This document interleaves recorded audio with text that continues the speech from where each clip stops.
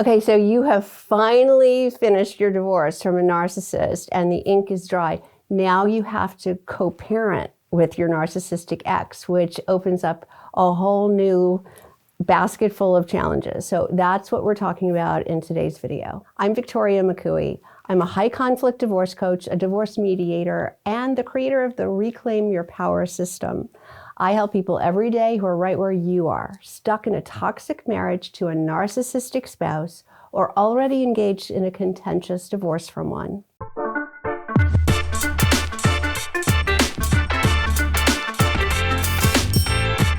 So you thought you were done. You finally finished your divorce. You signed the papers and you thought it was all over, but no, now you actually have to continue to co-parent with your narcissist ex. So here is my number one strategy for getting through this very long, very difficult process. Stick to your parenting plan. That's it. This is going to save you so much angst, so much drama, so much chaos.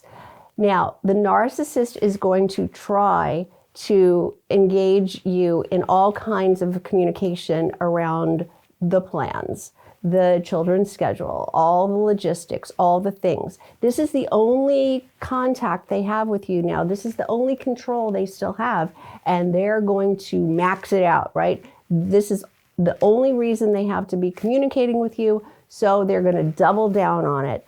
It's going to be something every 5 seconds about something they have to tell you or some switch they want to make or whatever it is. Don't take the bait. You have maybe this image of what your divorced life is going to look like, this co-parenting situation. I call it the Hollywood version of co-parenting. It doesn't exist when you're divorced from a narcissist. You are not a candidate for having brunch when you switch, make the exchange. You're not a candidate for going together to the kids' events and showing the happy ex family. This is never going to happen for you. So watch it in the movies. This is not your real life. What you need to do is have as little communication as possible, as little interaction, as little contact as you possibly can. This is for the greater good. So I understand that sometimes the children may seem disappointed that, oh, if you switch with dad so we can do X because this thing is only happening at this time and we want to be part of it and this is the only time we can ever do it, and you're going to be the bad guy and you're going to say that's not our schedule. It's for the best. Believe me, any switch you make is never what it seems. It's opening the door, even a little crack that they will bulldoze in. You know, you give an inch, they take a mile. They will move the goalpost. Well, I said you could do this, but they now say, well, you have to do that in exchange. It's never what it seems. You know this. I don't have to tell you this. You're going to have to be the bad guy often. I want you to remember the alternative. If you start making switches, changing plans, now the parenting plan is out the window because you've set the precedent that you're willing to make swaps, make changes, all these things that normal co-parents can do. Normal people divorced from normal spouses can do these things. You cannot. I'm sorry to be the one to tell you.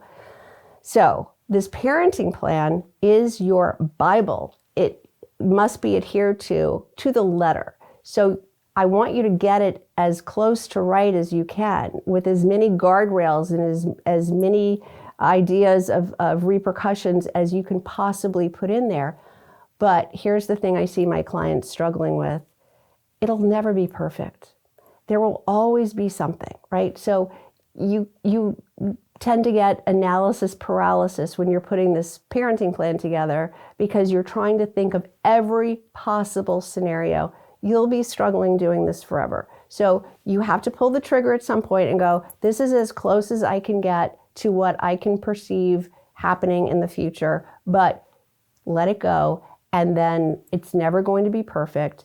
And just know this is how you're doing it. Even if it becomes clear that it could have been written differently, it could have been better, it is what it is.